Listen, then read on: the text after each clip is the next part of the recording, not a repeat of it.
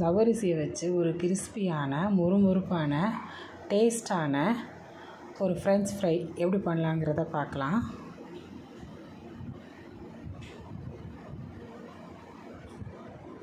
Hi friends, இன்றைக்கான வீடியோவில் ஜவ்வரிசி வச்சு ஒரு கிறிஸ்பியான ஃப்ரெஞ்ச் ஃப்ரை ரெசிபி தான் பார்க்க போகிறோம். அதுக்கு நம்ம ஃபஸ்ட்டு ஒரு கப் ஜவ்வரிசி எடுத்துக்கலாம். மாவு ஜவ்வரிசி தான் எடுக்கணும். எடுத்துகிட்டு தண்ணி ஊற்றி நல்லா ஃபஸ்ட்டு கழுவிக்கிடலாம். நல்லா கழுவியாச்சு. கழுவிட்டு ஒரு கப் ஜவ்வரிசிக்கு ஒரு கப் தண்ணி போயிட்டு நல்லா மூடி வச்சிடலாம். 1 மணி நேரத்துக்கு நல்லா ஜவ்வரிசி ஊறட்டும். சட்னி ரெடி பண்ணிடலாம். 2 தக்காளி எடுத்துருக்கேன். சட்னிக்கு தேவையான காஷ்மீரி சில்லி, 4 பூண்டு உரிச்சு வச்சுருக்கேன், அதையும் சேர்த்துக்கலாம். எல்லாத்தையுமே ஒன்றா அரைச்சிக்கலாம். இப்போ சட்னி ரெடி ஆயிடுச்சு. நம்ம ஒரு தாளிப்பு கொடுத்துடலாம். இன்றைக்கி கொஞ்சமாக எண்ணெய் விட்டுக்கலாம். கடுகு கொஞ்சம் சேர்த்துக்கலாம். கொஞ்சமாக பெருங்காயம் போட்டுக்கலாம். அடுத்து கருவேப்பிலை மறைச்சி வச்சுருந்தோம்னா அந்த சட்னியை பண்ணிக்கலாம்.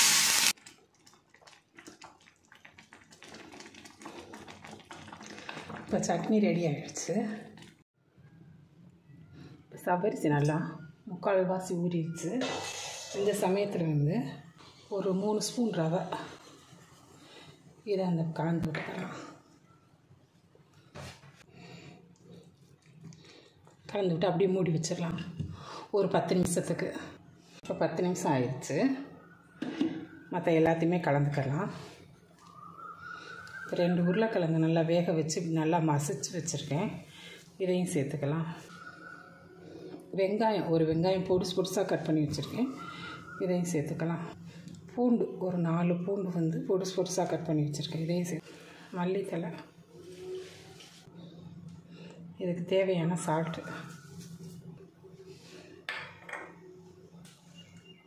1 ஸ்பூன் மிளகாய் பொடி. இது எல்லாத்தையுமே நல்லா கலந்துக்கலாம்.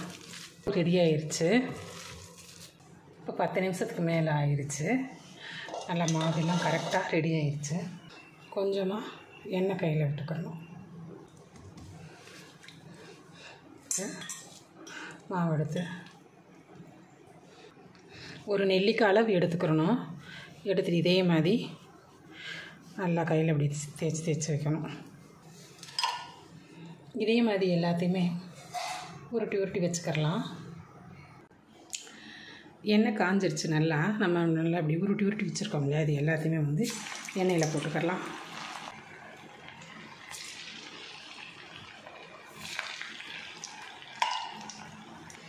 ஜவ்வரிசி சேர்த்துருக்கிறதுனால லேட் ஆகும் கொஞ்சம். நம்ம சிம்லேயே வச்சு நல்லா வேக விட்டு எடுத்துக்கலாம். இப்போ வெந்துருச்சு. இதை எடுத்துக்கலாம். இதே மாதிரி எல்லாத்தையுமே போட்டு எடுத்துக்கலாம். வச்சு இப்போ சூப்பரான ஃப்ரெஞ்ச் ஃப்ரை ரெடி ஆகிடுச்சு. இது பண்ணுறதுக்கு ரொம்ப எண்ணெய் இழுக்காது, அளவாக தான் செல்லும்.